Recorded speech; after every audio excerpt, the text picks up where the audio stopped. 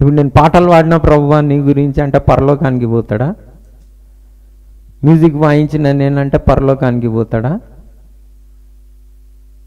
నేను డ్యాన్స్ ఆడిన ప్రభువా చర్చిలో మీ నామంన అంటే పరలోకానికి పోతాడా?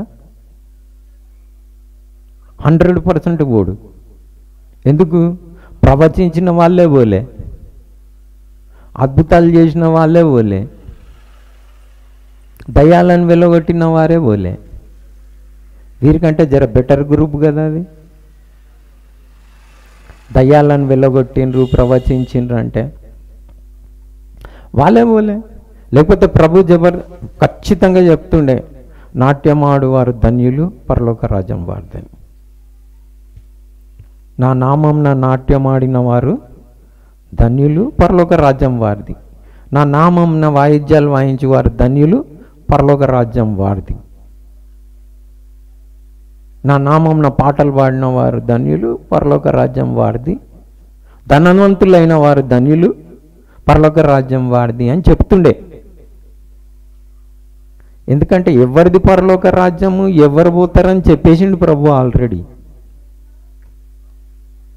ధన్యులు ఎవరో చెప్పేసిండు, ఇంకా వేరేది ఏం లేదు. భూమి ఆకాశములు గతించిపోతాయి కానీ ఆయన మాటలు ఎన్నడూ గతించిపో. ఫైనల్ అంతే, దాంట్లో చేంజెస్ ఏమీ లేవు.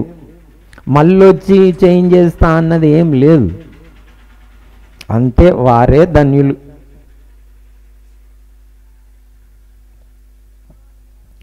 సో మనం ప్రభు దగ్గరికి పోతే నేను అనుకుంటున్నా ఇలాంటివి ఏమి చేయడానికి. కాకపోతే నువ్వు పాటలు పాడితే పొరపాటు కాదు, అస్సలు కాదు. దేవుని నామంని వ్యర్థంగా ఉచ్చరిస్తే చెప్పాలని. ఇప్పుడు చెప్పిన కుమ్మరి కుమ్మరి పాట ఉన్నది, నీ చేతిలో నన్ను పట్టుకో అని. నిజంగానే పట్టుకోమన్నారా? మీరు పోతున్నారా? చెక్కుతున్నాడా? శిల్పి చేతిలో శిలను నేను అని అంటారు. నిజంగానే మీరు సరెండర్ చేసుకున్నారా? అట్లా ఖాళీ పాడినరా? ఖాళీ పాడినరా అనుకో, మీనింగ్లెస్, అంటే వేస్ట్ అది పాడి. ఎంత రాగం తాళంతో పాడినా, మధురంగా పాడినా 0 మార్క్స్.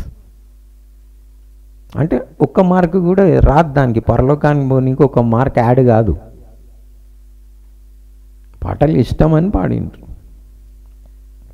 అట్లా చాలామందికి పాటలు ఇష్టం.